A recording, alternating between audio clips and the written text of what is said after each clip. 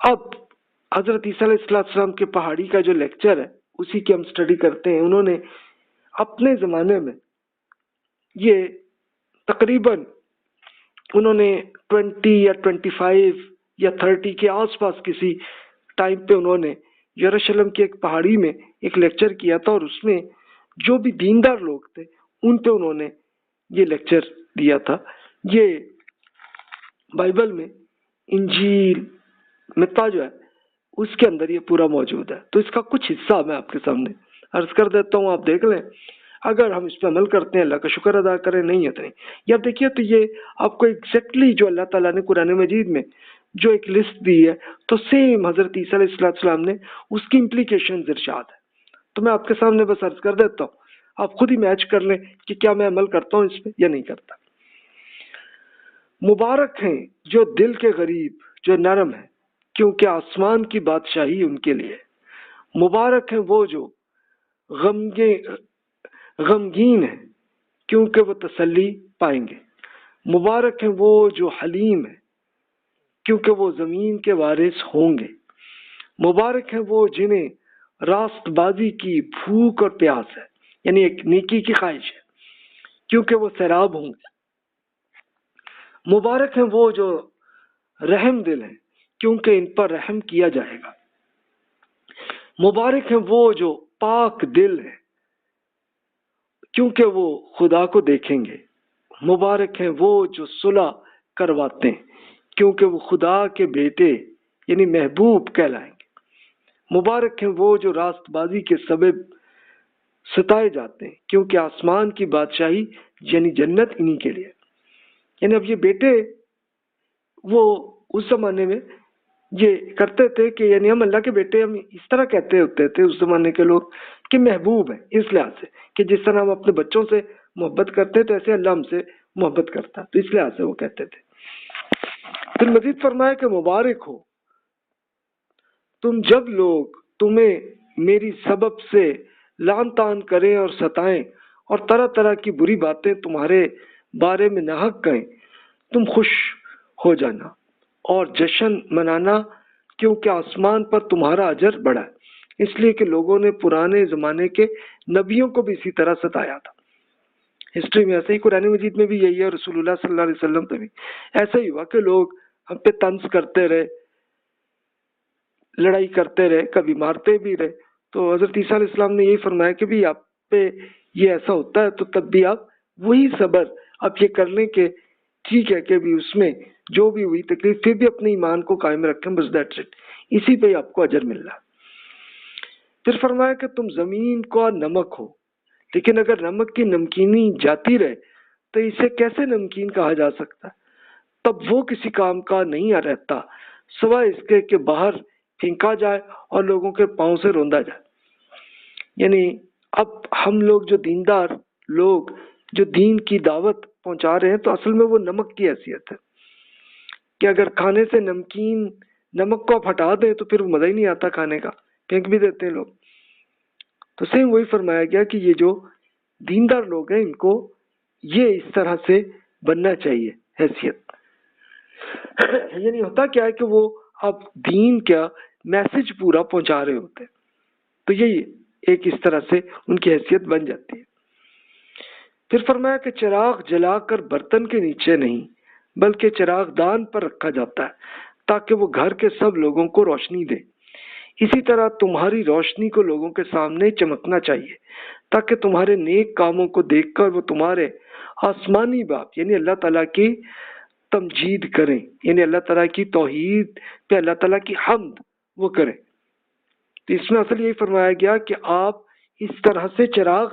بنے تاکہ نیکی آپ پہنچائیں لوگوں تک. یہ کام ہے آپ کا، یہ کریں. اب آپ کو جو طریقہ بھی آتا ہے، جیسے بھی آتا ہے، جو پاسبلٹی ہے، چاہے آپ یوٹیوب سے کر لیں، چاہے آپ اپنے آرٹیکلز اپنی بکس کے ذریعے کر لیں، چاہے آپ لوگوں سے مل کر ان سے پہنچا دیں. بس نیکی جہاں جہاں تک جن سے تعلق ہے ان تک پہنچا دیں، اپنے بچوں کو، اپنی فیملی کو وہاں تک پہنچا دیں. پھر فرمایا کہ جب تک تمہاری زندگی شریعت کے عالموں اور فریسیوں سے بہتر نہ ہوگی تم آسمان کی بادشاہی میں داخل نہ ہوگے.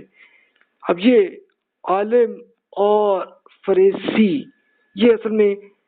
بنی اسرائیل کے دو فرقے تھے، ایک تو شریعت کے جو اسکالرس تھے، ایک وہ لوگ تھے، اور ایک دوسرے فریسی، ایک الگ ایسے لوگ تھے کہ جو جیسے آپ کہہ رہے ہیں کہ پیر حضرات، اس طرح کے لوگ تھے۔ تو فرمایا کہ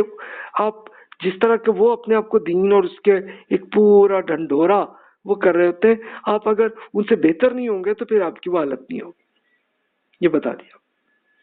پھر مزید فرمایا کہ جو کوئی اپنے بھائی کو گالی دیتا ہے تو وہ عدالت عالیہ میں یعنی اللہ تعالیٰ کے حضور جواب دہ ہوگا، اس لیے اس سے بچے بھائی، کسی کو گالی نہ دے۔ جب آپ دیکھیں کہ لگتا ہے کہ آپ نے اپنے صحابہ کرام رضی اللہ عنہم پہ جو لیکچر آپ فرما رہے تھے تو اس وقت بنی اسرائیل کے اور اسکالرز بھی اس جگہ پہ موجود تھے، اور یہ پہاڑی آج بھی موجود ہے۔ یروشلم کو آپ گوگل میپ کے اندر آپ دیکھ لیجئے تو وہ مسجد اقصی کے قریب ہی، کچھ شاید لگتا 2-3 کلومیٹر ہی پاس آپ کو وہ پہاڑی نظر آئے گی، اور یہ اس زمانے میں مین کیپٹل ہوتا تھا اس ایریا کا، کہ خود اگرچہ وہ رومن امپائر ہی کی طاقت تھی لیکن انہوں نے گورنر بنی اسرائیل کے ان کو بنا دیا ہوا تھا،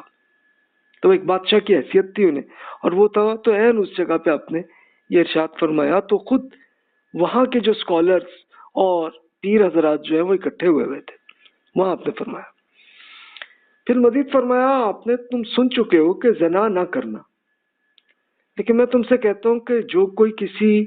عورت پر بری نظر ڈالتا ہے تو وہ اپنے دل میں پہلے ہی اس کے ساتھ زنا کر چکا ہوتا ہے۔ یا وہ بدکاری کی بھی انہوں نے ایک امپلیکیشن فرمائی کہ بھی یہ خود تورات میں اللہ تعالیٰ کا حکم ہے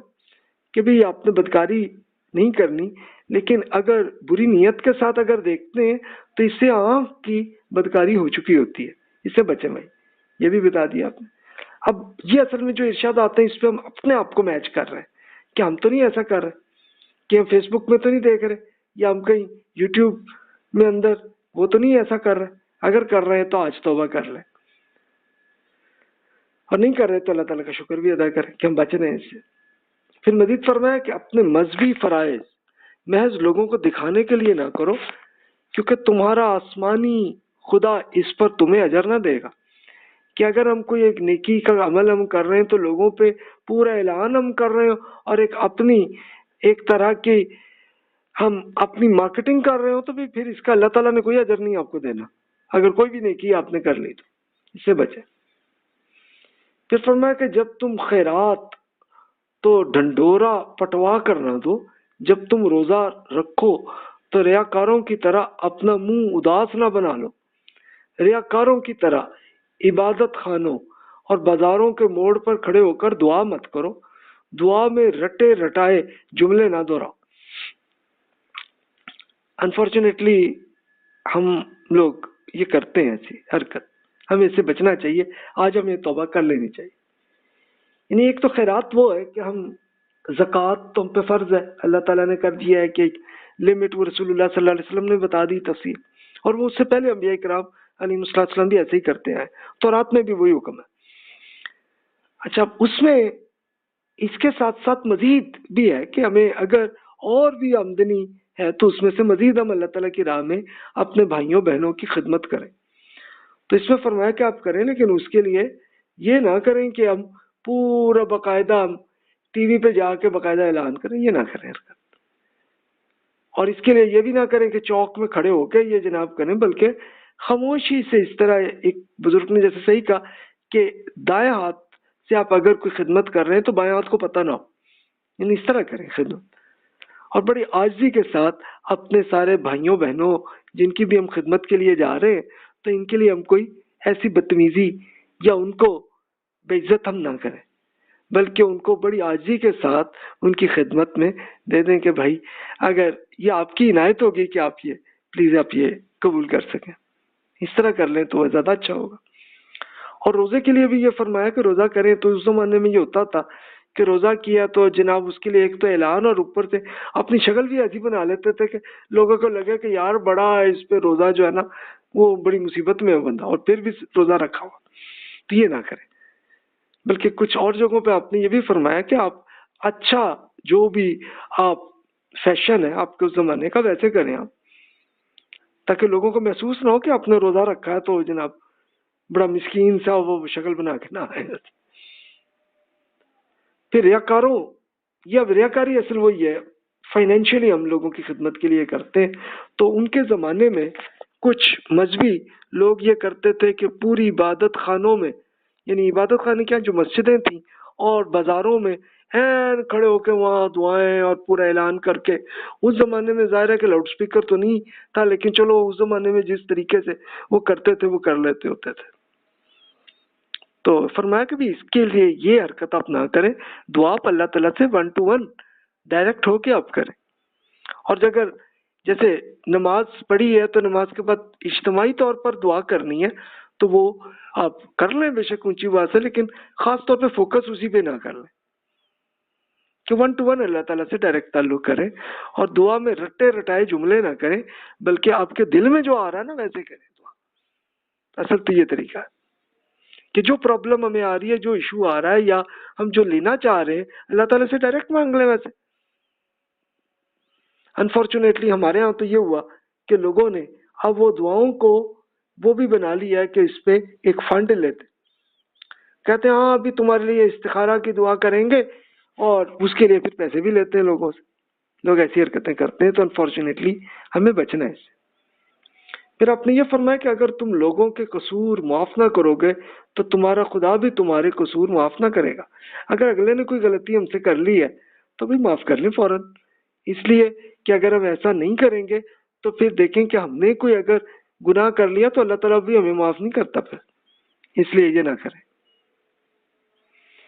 پھر اپنے ارشاد فرمایا کہ اپنے لیے زمین میں مال اور زر جمع نہ کرو جہاں کیڑا اور زنگ لگ جاتا ہے اور چور نقب لگا کر چرا لیتے، بلکہ اپنے لیے آسمان پر خزانہ جمع کر لو جہاں کیڑا اور زنگ نہیں لگتا اور نہ چور نقب تک چراتے ہیں،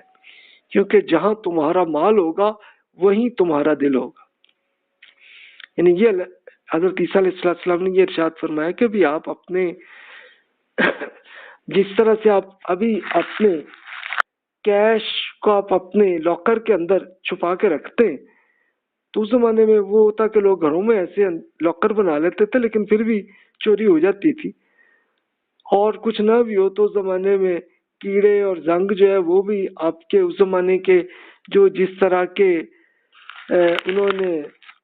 بنائے ہوتے تھے اپنے سکے، وہ بھی خراب ہو جاتے تھے. تو انہوں نے یہ بتایا کہ اللہ تعالیٰ کے حضور میں آپ یہ پورا ڈپازٹ کرتے جائیں. اور یہ ڈپازٹ کیسے ہوگا کہ آپ لوگوں کی خدمت کریں گے اور اسی طرح دینی کام کے لیے آپ خرچ کرتے جائیں گے. وہ پورا فنڈ آپ کی پوری بیلنس شیٹ آپ کی اچھی ہوتی جائے گی، ایسٹس بڑھتے جائیں گے آپ کے، اور وہ اللہ تعالیٰ پھر خود اس میں مزید اس کو ملٹیپلائی کرتا جائے گا. وہ کرے کہ اور پھر آپ کو یہ پتا ہوگا کہ آپ کا فنڈ وہاں پہ اکٹھا ہو رہا ہے، جو ابھی آپ کر رہے ہیں یہ سب آپ کے ایسٹس ہیں، جو نیکی، جو نماز آپ پڑھ رہے ہیں، جو زکوٰۃ دے رہے ہیں، جو آپ صدقات دے رہے ہیں، جو عمرہ کر رہے ہیں، روزہ کر رہے ہیں، پھر آپ لوگوں کی خدمت کر رہے ہیں، اور جتنے معاملات بھی آپ دین کی دعوت کے پہ کام کر رہے ہیں، یہ سارے کے سارے آپ کے اندر ڈپازٹس ہو رہے ہیں. یہ سارے ایسٹس ضائع نہیں ہوتے کبھی، یہ ہو رہا ہے. پھر مزید فرمایا کہ عیب جوئی نہ کرو کہ تمہاری عیب جوئی بھی نہ ہو. یعنی ہم اگر لوگوں کی غلطیوں کو فوکس کر رہے ہوں گے تو پھر ہماری غلطیاں بھی وہ بھی سامنے ہو جائیں گی، پھر ہماری لائبلٹی بھی بڑھ جائے گی ہماری بیلنس شیٹ میں. اس سے بچنا ہے ہمیں بھائی کہ ہم لوگ لوگوں کی دوسروں کی برائیاں نہ نوٹ کریں، اپنی برائیوں کو نوٹ کریں. اگر کسی کی کوئی برائی آ گئی سامنے تو بندے کے نام کو تو بھول جائے، بس یہ پتہ چل جائے کہ ہاں یہ برائی ہے، اس سے ہمیں بچنا، بس دیٹس اٹ، اتنی بات. پھر آپ نے فرمایا کہ پاک چیز کتوں کو نہ دو اور اپنے موتی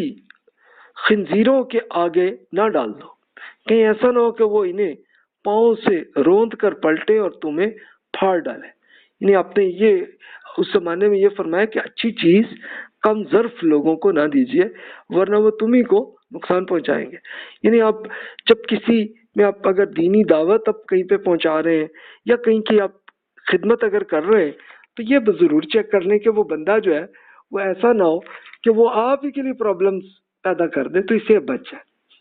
یعنی ایسے لوگوں کو ہی دیں کہ جن کا جو کم ظرف نہ ہو. تو بس انہیں کی آپ خدمت کرتے جائیں اور ان تک میسج بھی پہنچاتے جائیں، فائنینشلی لوگوں کی خدمت کرتے جائیں۔ پھر آپ نے یہ فرمایا کہ جھوٹے نبیوں سے خبردار رہیے گا، وہ تمہارے پاس بھیڑوں کے لباس میں آتے ہیں لیکن باطن میں پھاڑنے والے بھیڑیے ہوتے ہیں۔ تم ان کے پھلوں یعنی تعلیمات سے انہیں پہچان لو گے۔ اور یہ اب دیکھیے کہ خود حضرت عیسیٰ علیہ السلام نے کو یہ معلوم تھا کہ آپ کے بعد بہت سے لوگ یہ دعویٰ کریں گے کہ ہم مسیح ہیں، اور اس سے پھر لوگ ان کے مرید بنتے جائیں گے اور وہ ہوگا سلسلہ۔ تو آپ نے بتا دیا، اس کے لیے آپ خود پہلے ری چیک کر لیں کہ یہ جو کچھ ان کے جو پھل ہیں، جو ان کی تعلیمات وہ دے رہے ہیں، جو ان کے میسج آ رہے ہیں، اس کو آپ قرآن سے اور تورات کے ساتھ میچ کر کے دیکھ لیں۔ وہ آپ کو خود پتہ چل جائے گا کہ یہ جناب بھیڑ ہے یا یہ کوئی بھیڑیا ہے۔ اس سے خود بچیں۔ اس کے لیے آپ کو چاہیے تو میں بہت تفصیل سے ایک لیکچرز اور بک جو حضرت آدم علیہ السلام سے لے کے آج تک کی ہسٹری ہے، اس کو تفصیل سے کر لیا۔ آپ نے